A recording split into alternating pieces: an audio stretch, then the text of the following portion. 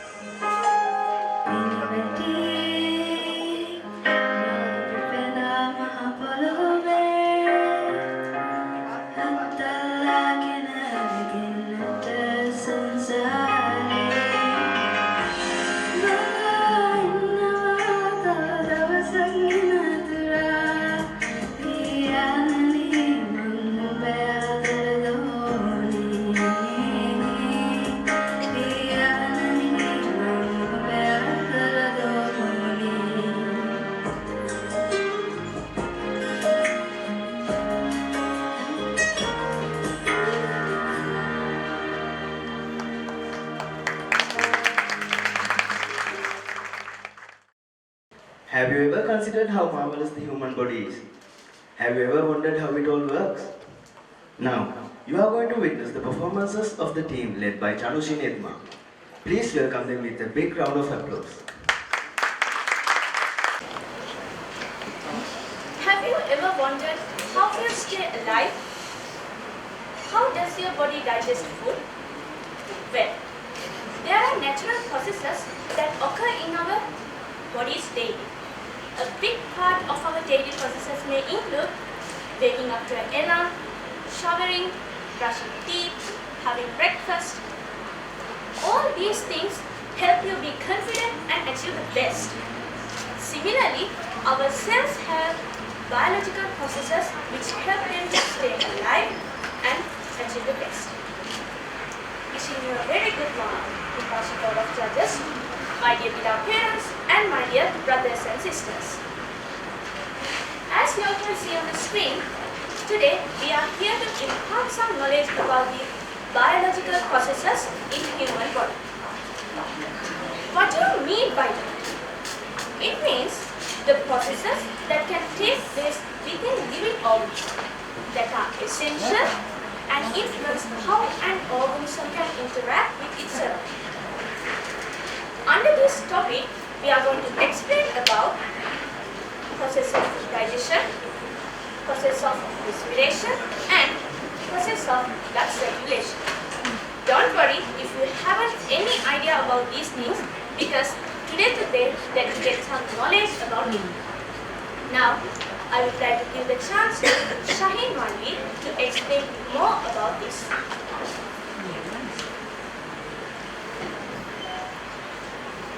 Okay. The process of food digestion. Digestive system is one of the most and the best and most important system in human body. Let's see what is human digestive system. The process by which complex, large and both the insoluble compounds are converted into simple, small and both the soluble products to be absorbed into the human body. We can simply explain the human digestive system like that. We need energy. Why we need energy? We need energy for various activities. We need energy for various kinds of different activities we do in our day-to-day life. We need energy for walking. We need energy for doing everything, and we get that energy from food.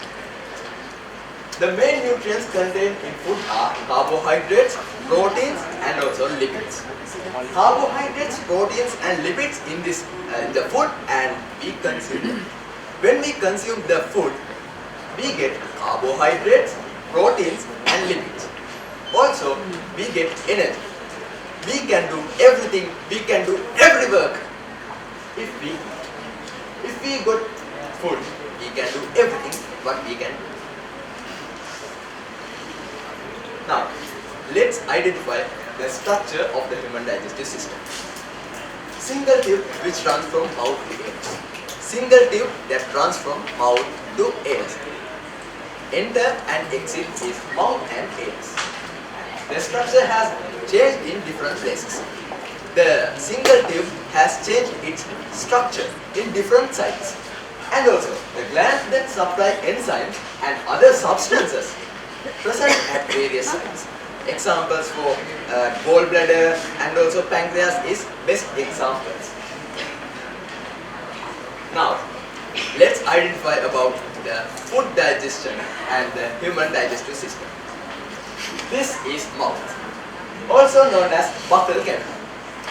From the buccal cavity, we eat food and it mixes with saliva secreted from salivary glands. Then, the saliva, the food mixed with saliva is known as food bolus.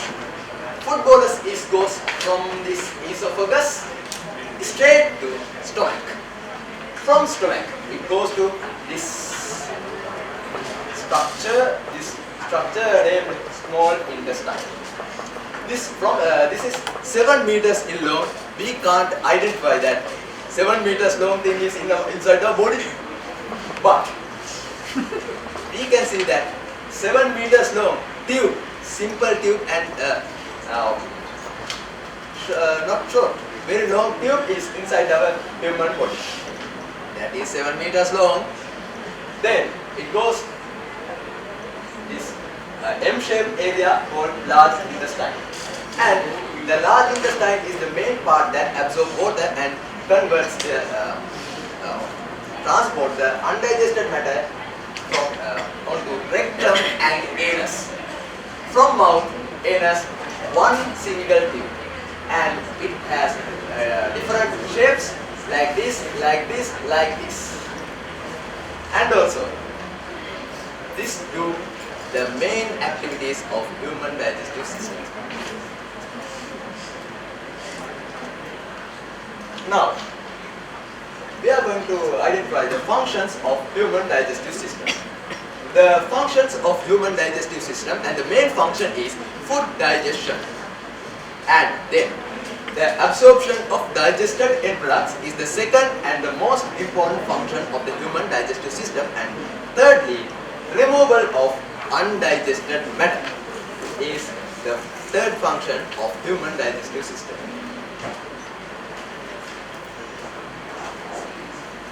Yes, come on, Zara. As I got to know, Amal is sick. Then what will we? I think that he has a problem with his stomach and he wants to go to washroom for 5 and 6 times a day. Then what will Zara? She has a problem. If she got parted, she just has blockage. Kamal and Zara both suffer from the most common disorders of the digestive system. Let's see what digestive disorders are. Any problem in the digestive system caused by contaminated food, lack of water, stress, lack of fiber, side effects caused by medication can lead to digestive disorders. According to Kamal, he had to go to bathroom more than 3 times a day. His screws were loose. And also, he had abdominal pain. Kamal has diarrhea. Have you ever heard about loose motion? Well, it's another name for diarrhea. Here are some of the preventive measures that you can take. First one is use well products, and the second one is make sure that you are made cook properly, and the third one is washing hands before eating, and the last one is use boiled water instead of tap water. So let's look at Sarah's divorce. She complained that she is unable to relieve herself when she goes to bathroom. She feels like her digestive system is blocked. Sarah's constipation is a condition that person find it difficult to pass or pieces out of the body. And there are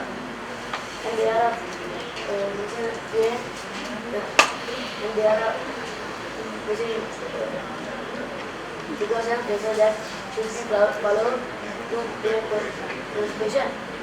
Eat fiber-rich food, and second one is limited low fiber like cheese, and the third one is exercise regularly, drink plenty of water. And rather than these two issues, gastritis, typhoid are also associated for food digestive disorder. Now I am going to invite Moksha to explain about the process of respiration. Take a deep breath in, take a deep breath down. So what's that? That's what we call respiration. So when we talk about the process of respiration, it's a biological process happening in human body. So when it comes to human body, it's complex rather than it's from living beings. So in human body, there are 3 stages which happen respiration in our body. Those 3 stages are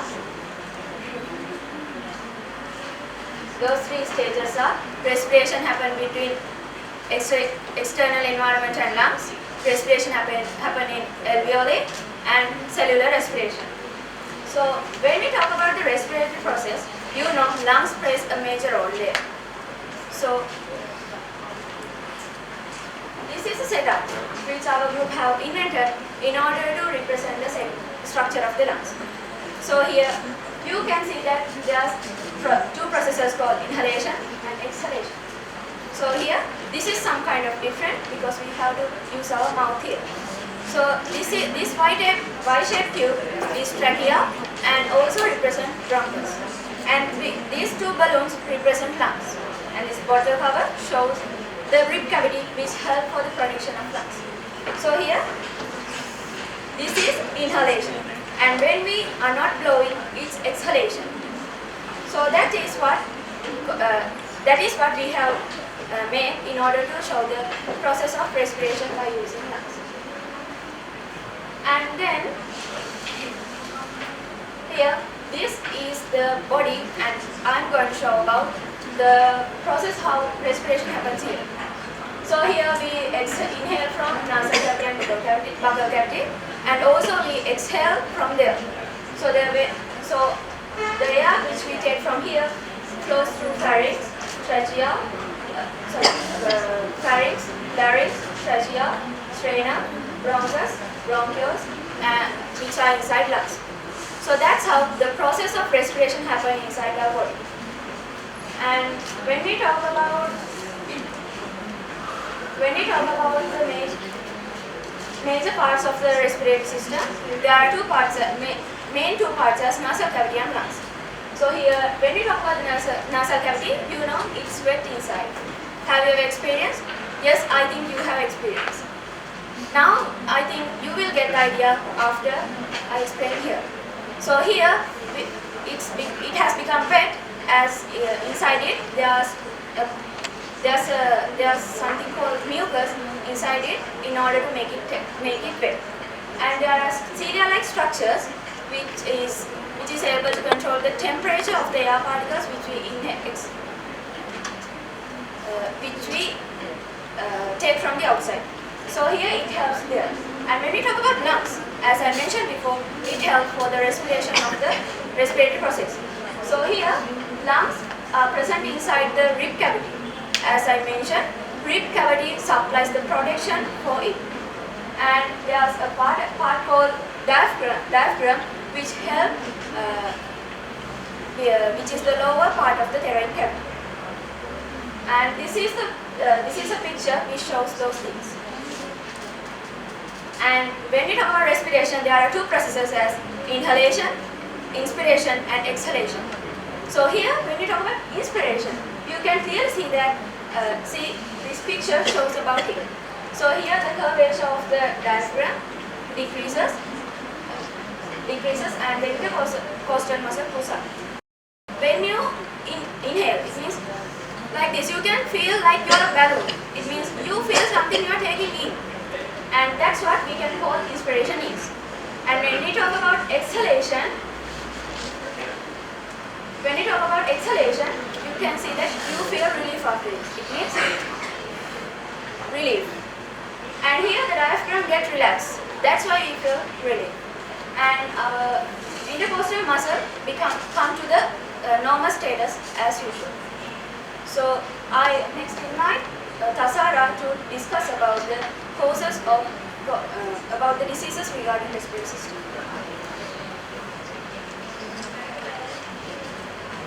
So I think you all have heard about the name of respiratory diseases.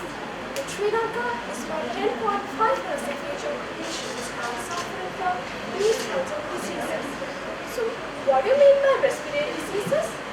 Respiratory diseases are the diseases which cause to our respiratory system, including our nose, mouth, and throat. So let's see one by one about these diseases. First one, common cold.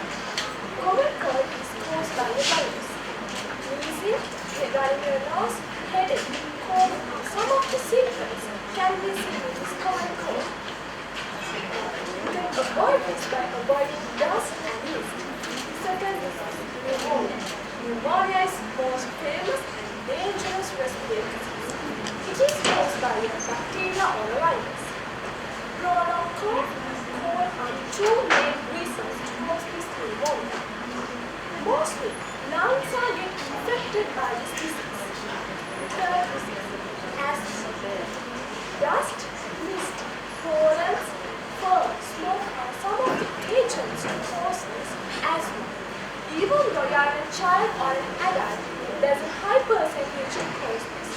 any one of this disease. And if you are suffering from asthma, doctors will prefer you to use an inhaler. This can be every disease too. So, the last disease called disease tuberculosis. Tuberculosis is caused by a bacteria. If you are suffering from tuberculosis, don't worry. Doctors and scientists have found vaccines. And symptoms including this tuberculosis is headache, fever, and releasing blood due to cough or some. And mainly, lungs and tissues inside the lungs are getting infected. For more information, bronchitis. Bronchitis is not very famous in everyday life, but it is caused by a bacteria or a virus. Heavy cough and difficulty in breathing are some of the symptoms can be seen. And if you are suffering from this bronchitis, your sound may not exit properly. So, as my end part of this respiratory diseases, I want to tell you that if you are suffering from these kinds of diseases, please meet your nearest doctor and have your drugs. So next, I would like to invite Imaya to come continue this. What is like a freeway or highway that stretches for more than 60,000 miles in your body? It's a circulatory system. So, when we are talking about circulatory system, blood is the main component in it. Blood is a special connective tissue and it is in red color. Glucose and oxygen are main compounds to produce energy in our body. The blood is transport medium of both glucose and oxygen to cell and the waste out of the cell. Blood contains a plasma and corpuscles can be seen in centrifuge. Centrifuge is a machine which spinning the fruit at high speed within a container, thereby separating fruits of different densities or liquids from solids. This is the centrifuge machine that I explained. There are three different layers. There are plasma, corpuscle, and electricity. Now let's see how blood divided into two groups. Blood divided into two groups, corpuscles and plasma. Corpuscles divided into three types. There are red blood cells, white blood cells, and platelets. Plasma divided water and engineers, antibodies, hormones, ions, nutrients, and nitrogenous byproducts. Now I will explain red blood cells, white blood cells, and platelets one by one. Red blood cells. 1 cubic millimeter of human blood contains about 5 million red blood cells. They form in red bone marrow.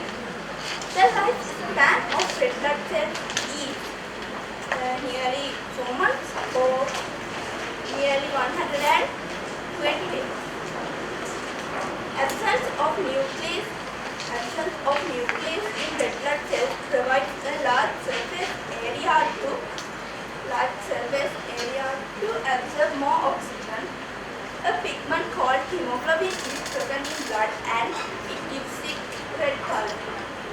Do you have an idea about white blood cells?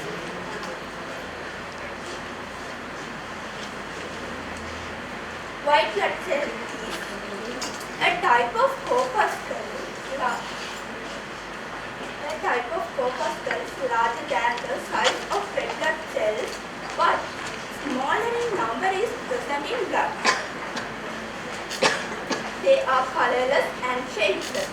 1 cubic milliliter of human blood contains 4,000 to 11,000 number of white blood cells. White blood cells divided into two types. There are granulocytes and non-granulocytes.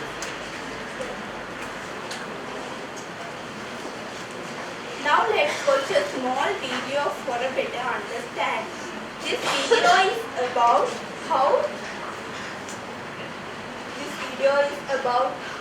white blood cells fight against germs. This is the germ Here you can see some small creatures move quickly and towards the church and make it after several times. Make it explode after several times. They are the white blood cells.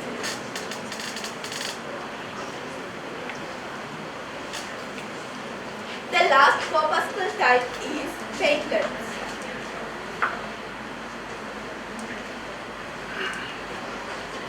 They form in bone marrow.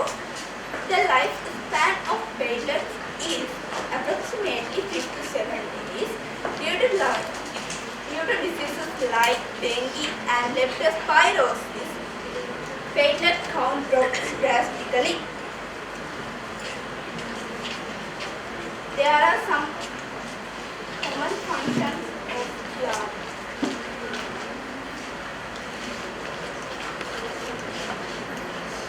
Transportation of materials, protect the body against pathogenic microbes by phagocytosis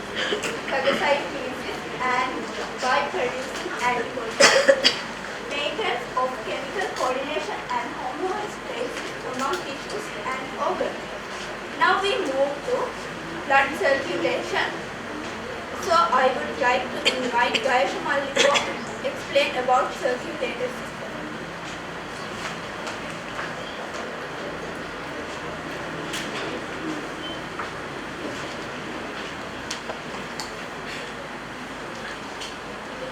So here, when we talk about blood circulation, heart plays a major role. So here, these are the parts of heart. So here we can see right atrium, left atrium, right ventricle, and left ventricle. So here, and here inside left ventricle, there's bicuspid valve and tricuspid valve here. So you can remember it by remembering this. It means in left ventricle we can see bicuspid valve, and in right ventricle we can see tricuspid valve. Here it has become because of this. There are two parts which shows bi, and there are three parts which show tri. And then there's a part called aorta which helps for the blood circulation. And also there are the pulmonary artery and aortic semilunar valves, pulmonary semilunar valves, and superior vena cava, inferior vena cava.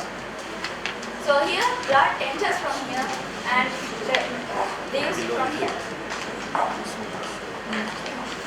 So this is how the blood flows from the heart. Here vena cava to right atrium, tricuspid valve, right ventricle, pulmonary valve, pulmonary artery, and lungs. And this is how deoxygenated blood flows inside the heart. And this is how oxygenated blood flows here. As I mentioned, it means how blood comes is from lungs. Oxygenated blood comes from lungs and pulmonary vein, left atrium, mitral valve, which means bicuspid valve, left ventricle, aortic valve, and aorta. And diseases regarding related to blood. It means when we talk about the diseases related to blood, atherosclerosis, hypertension and hypertension, thrombosis are some of them. Next, I invite Janshi Akka to talk about the summary. After all these lengthy parts, there are few points that you have to keep in mind. When we talk about the process of food digestion means the process by which complex organic compounds converted into simple organic products by which can absorb into the human body.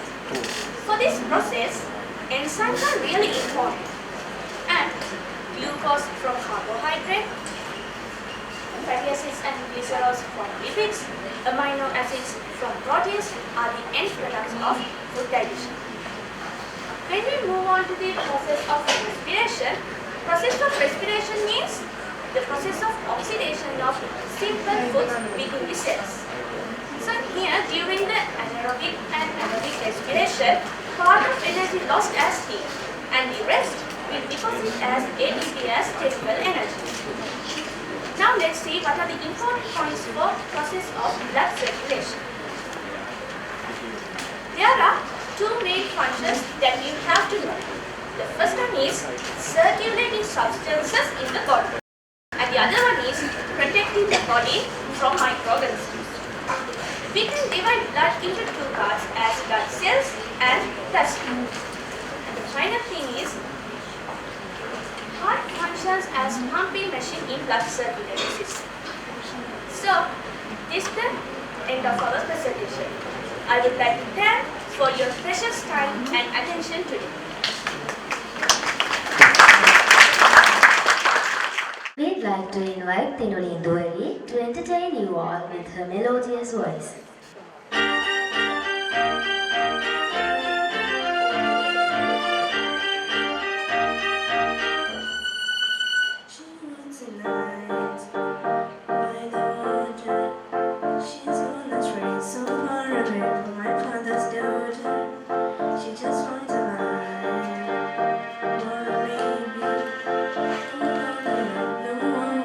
She's going to heaven. She tells him,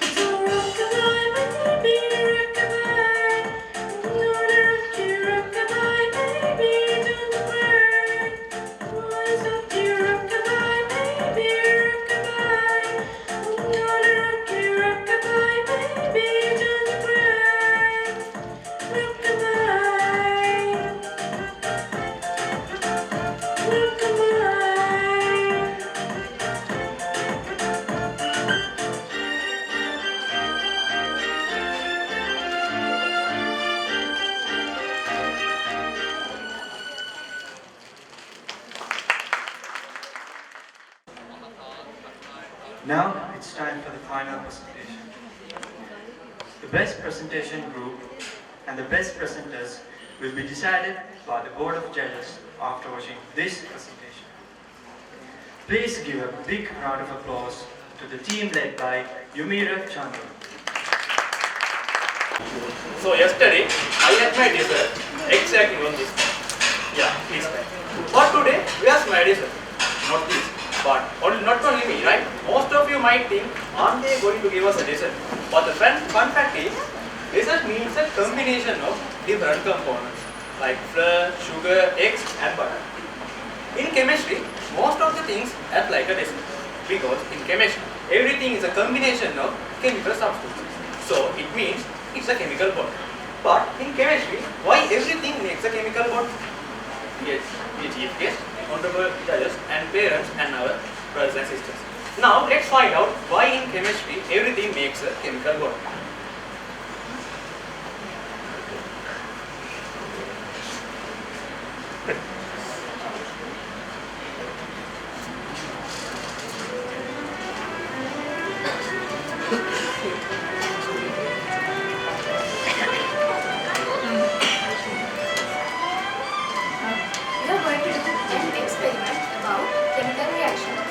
For this, we need a glass, sulfuric acid and potassium permanganate.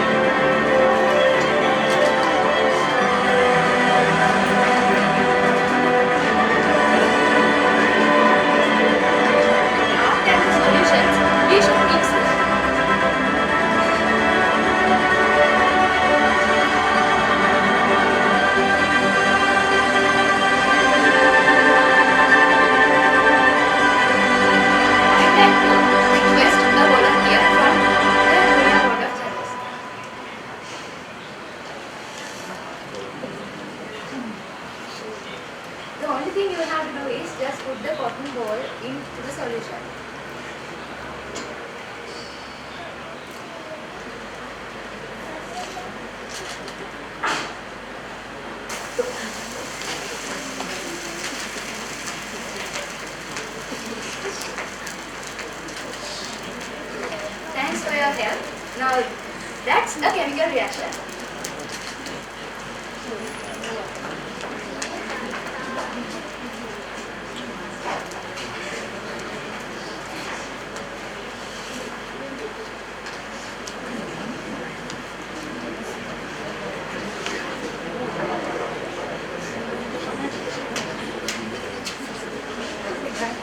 Alright, now we know why in chemistry everything makes a chemical bond. Due to the instability of substances, they react. After they react, they make chemical bonds. So, they make chemical bonds to become stable. Ionic bond is also a chemical bond which is very stable in nature. So now, we are going to know about many things on ionic bonds.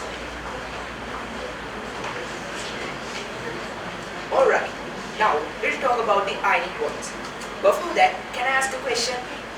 Do you have any idea about these ionic bonds? I know that someone think like this. Ionic bonds means bonds that form between ions, that is not ionic bonds.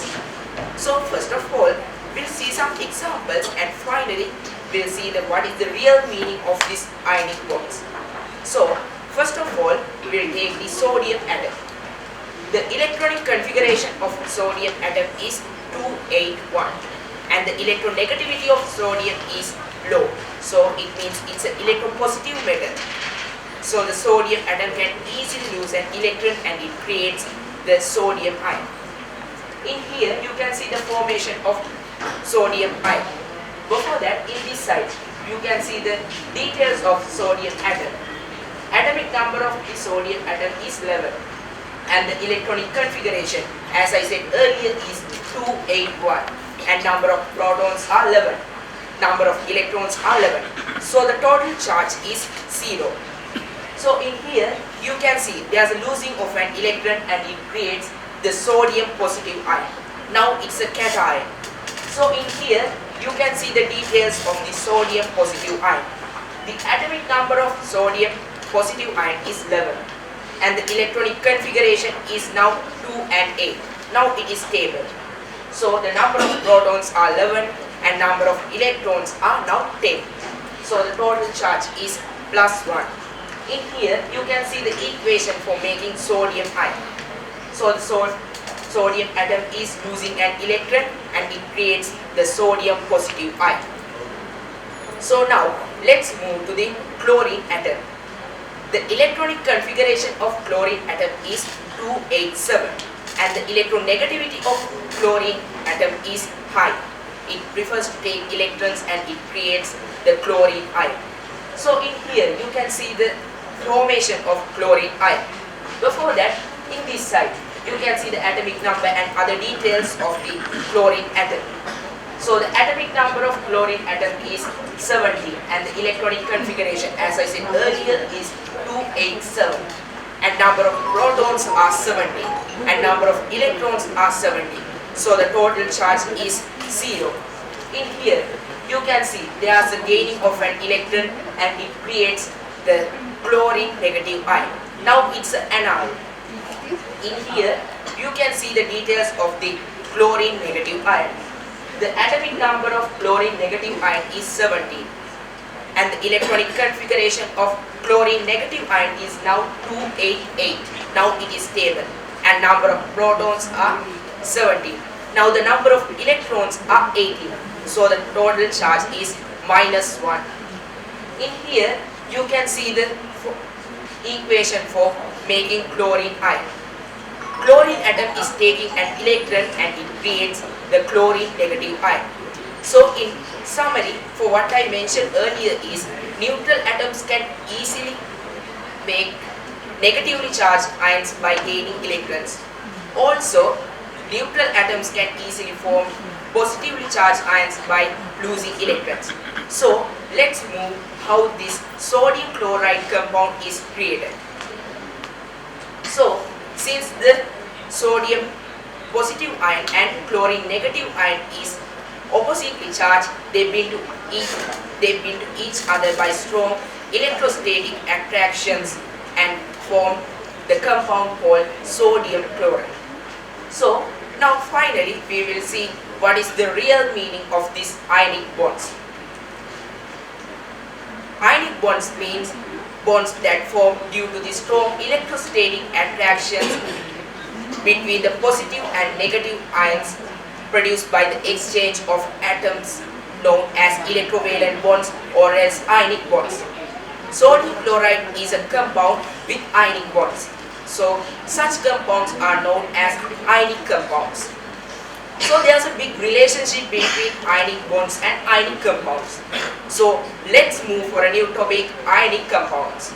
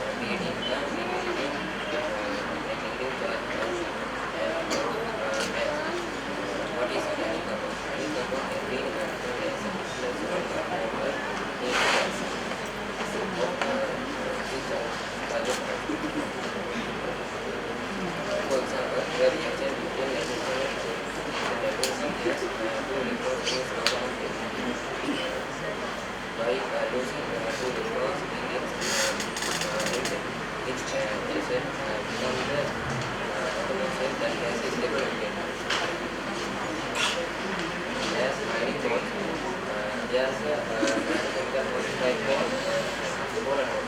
So let's see what are ball and ball.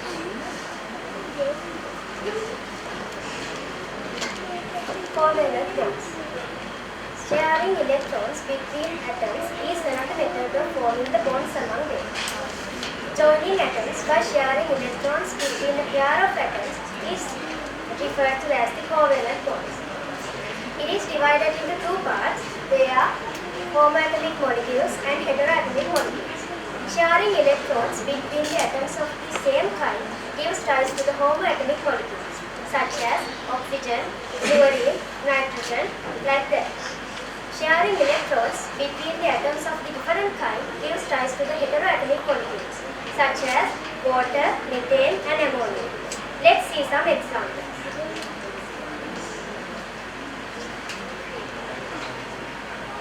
Hi, Vedani, good morning. Hello, Isra. Good morning. Today we have learned about covalent bonds. So I want to get some ideas about homoatomic covalent bonds by referring examples. So first of all, can you tell me about the electronic configuration? Well, we can have the electronic configuration from the periodic table. Each and every element have an atomic number. The atomic number is equal to the number of electrons. So we can make an atoms by that electrons and make a stable covalent bond. Thank you, Ketagi. So can you please tell me how can we make the oxygen molecule? Well, the electronic configuration of oxygen is 2, 6. So, to make the bond stable, we should have 2 oxygen atoms and then we can have an oxygen molecule. Thank you, Ketagi. So can you please tell me how can we make the hydrogen molecule? For hydrogen molecule, the electronic configuration of hydrogen is 1. So, to make the bond stable, we should gain 2 hydrogen atoms and make it stable as H2. So now we have discussed about the homoatomic molecules. Let's move to the heteroatomic molecules. Heteroatomic means sharing different elements with molecules. So, students, I would like to ask, how can we make the water molecule? It's easy for me. The electronic configuration of oxygen is 2 and 6. An oxygen atom shares 2 pairs of hydrogen atoms with that oxygen atom and it creates the water molecule which we know as H2O. Furthermore knowledge, I would like to ask, how can we make the ammonia? Okay. The electronic configuration of nitrogen is 2 and 5. 3 pairs of hydrogen atoms shares electrons with the nitrogen atoms and it creates the ammonia molecule which we know as NH3. Thank you, Mr. Now we learn more and more about covalent bonds by displaying examples too. So now let's move for a new topic, dot and cross diagram.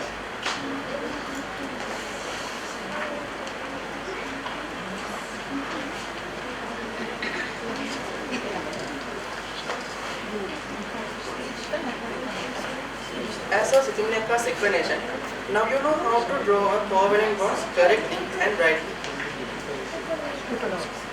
Do you know? There is another way to draw a covalent bond. We called it dot and cross diagram. In this diagram, we use dots and crosses to draw this diagram, and we also want to know the number of electrons in the valence shell of atoms. Okay, let's see an example. Ammonia, NH3. Ammonia is also a covalent bond, and we can draw a dot and cross diagram for this ammonia. I said you earlier, we also need the number of electrons in the valence shell of these atoms, and then we can draw a covalent bond and we can draw the dot and cross diagram. According to periodic table, nitrogen is the 7th element and its electronic configuration is 2 and 5. So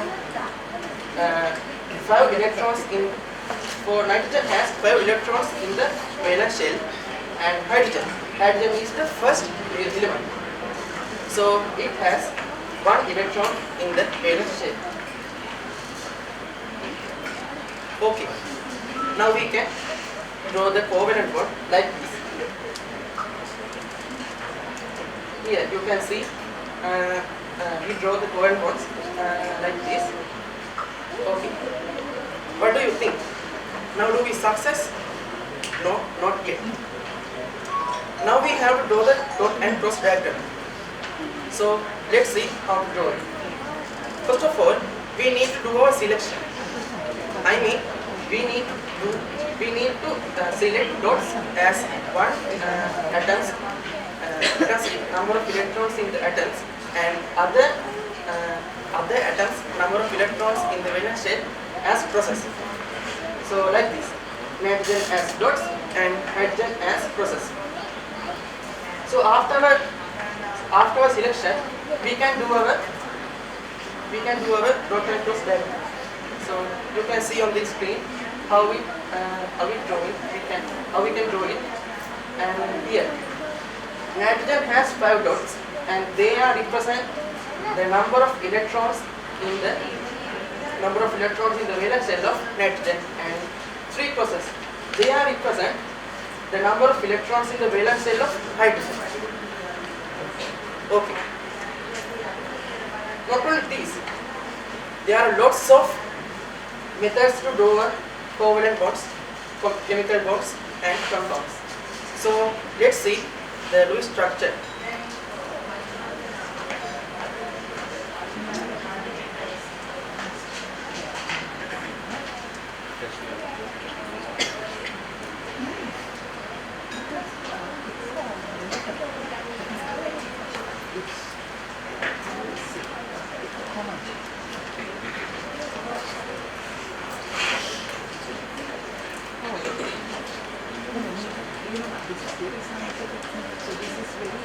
So similar to dot and cross diagram, there's another way called the Lewis structure. So it's not much different from that, because the point where a dot and cross overlaps in the dot and cross diagram, we just draw a straight line to indicate that they are bonded. So this also has its own advantages and disadvantages, because in the dot and cross diagram we can find whether it's an ionic bond or covalent bond, because of the electron distribution is clearly indicated, but also it becomes challenging, and as when we draw complex molecules like things consisting of 3 or more atoms. So also in dot and cross diagram we can't find the proper number of electrons, as some of the pairs might be used for other bonds. So let's take some, and also some to indicate the charges of the molecule and their atoms within the molecule. We have invented the equation called the formal charge equation. So what we do is just take the valence shell and substitute the shell number and the electrons in there, so we can get the electronic charge of the atom. So let's take a look at some examples.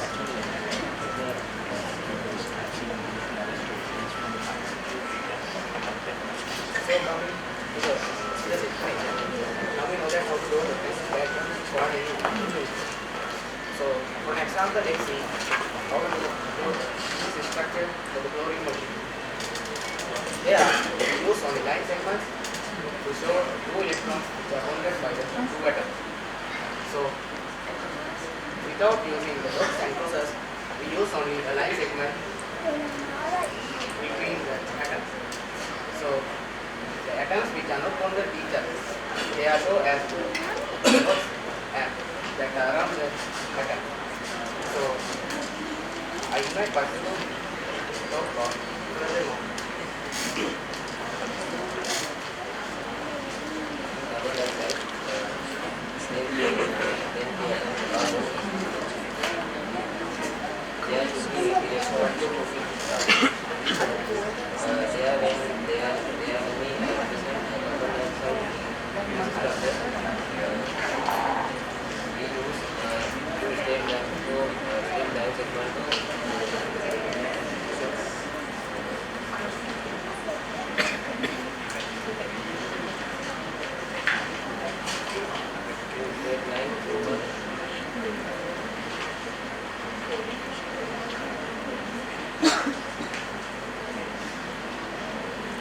They are the new structure use the two lines of story.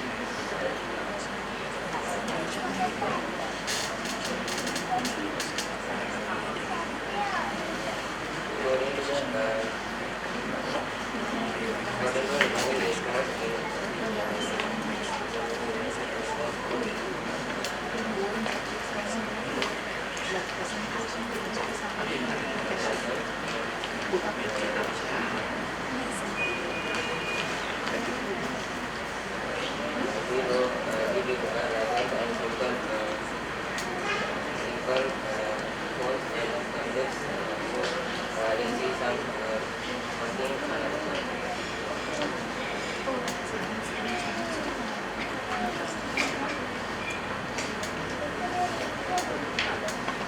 What is an atomic lattice? The arrangement of atoms into a crystal structure or a crystal form is known as an atomic lattice. Carbon can be defined as two types, as graphite and diamond. They are under the covalent bonds, but they are different from covalent bonds. Why? It's because covalent bonds, the melting and boiling point is low. But in graphite and diamond, the melting and boiling points are high. Because of this, the changes occur due to the lattice structure. As I said, the carbons are two types, graphite and diamond. Let's move to graphite.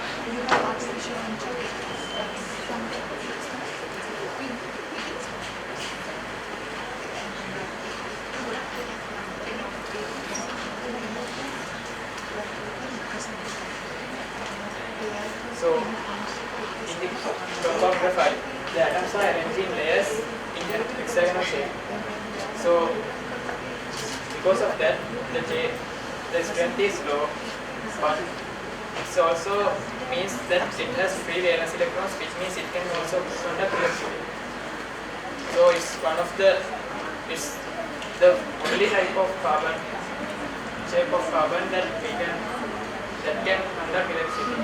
And here you see that layers arranged in layers, the carbon is arranged, and in the picture there you can see how they are bonded in hexagon shapes.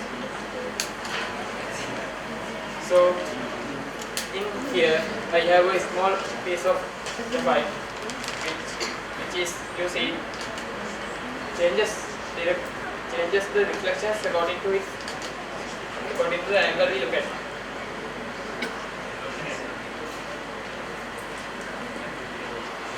So which means it's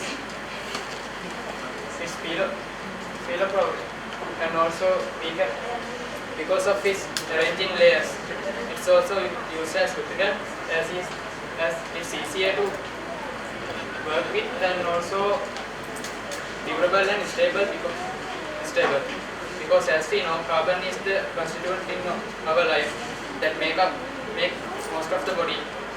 So let's take a different atom. Let's take another compound, diamond.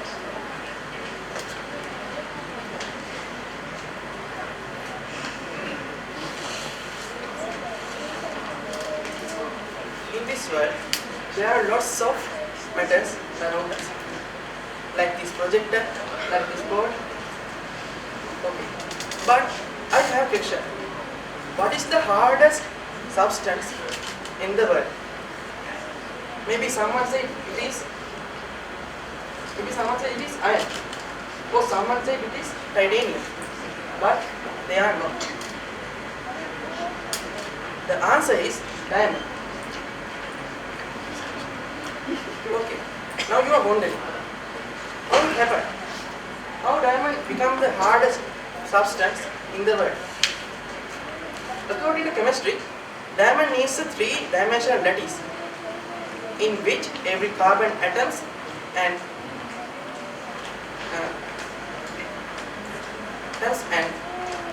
every four carbon atoms with every atoms, they get together strongly. Okay, I think you don't understand very well what I said. but you can watch this video and give some ideas about that. Everything is as strong as a diamond. Diamond, a wonder of nature, stands as the hardest substance on earth. It's a stone that's more than just a pretty face. It's a symbol of strength, resilience, and endurance. In comparison, steel, often hailed as a pillar of strength, doesn't even come close. If diamond is a 10 on the Mohs scale of hardness, steel barely scratches its way to a 4 or 5.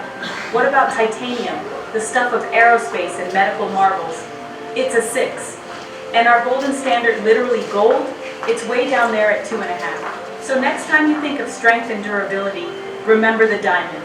It's not just a jewel, it's a testament to nature's power to create the extraordinary. Remember, when it comes to toughness, diamonds are forever. Okay, what is your idea? Do you agree with me? I think you definitely agree with me. Okay, these are the amazing things about diamond. Now let's see the polarity.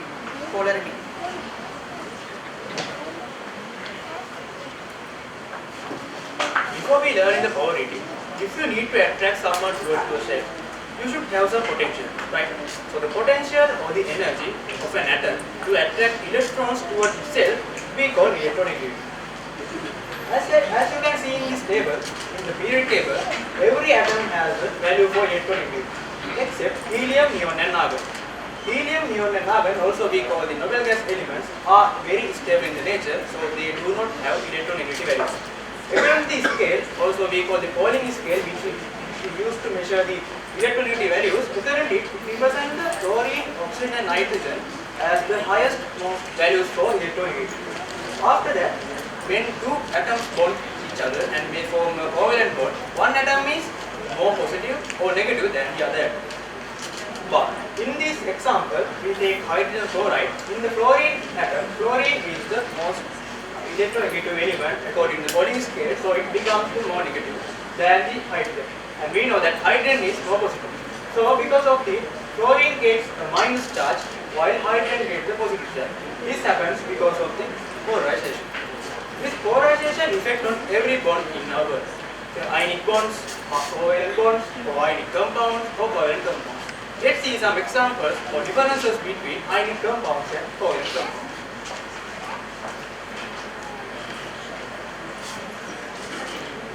Most of the ionic compounds are composed of oppositely charged ions. It means they interact with positive and negative charges only.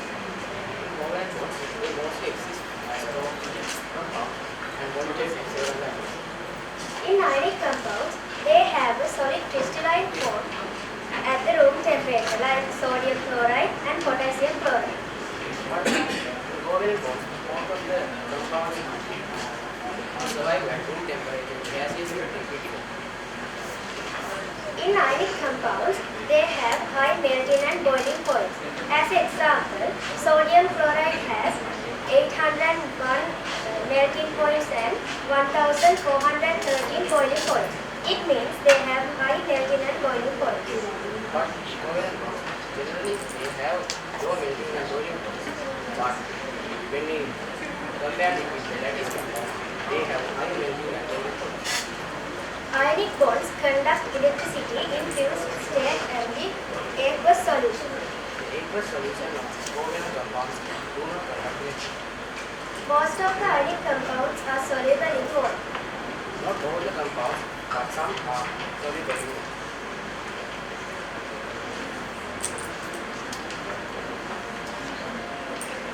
So, in the beginning of this presentation, we did a small experiment to figure out the bonds. So, I'll explain what we did. So, what we did was put some potassium permanganate into some sulfuric acid. So, when they react, the potassium sulfuric acid reacts and forms permanganic acid and potassium bisulfite.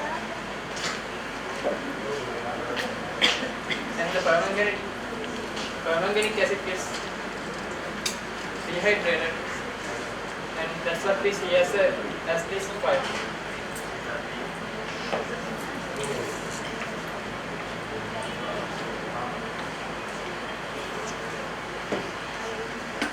So the next day, once you are having your dessert, you are going to remember everything about chemical bonds. Thank you.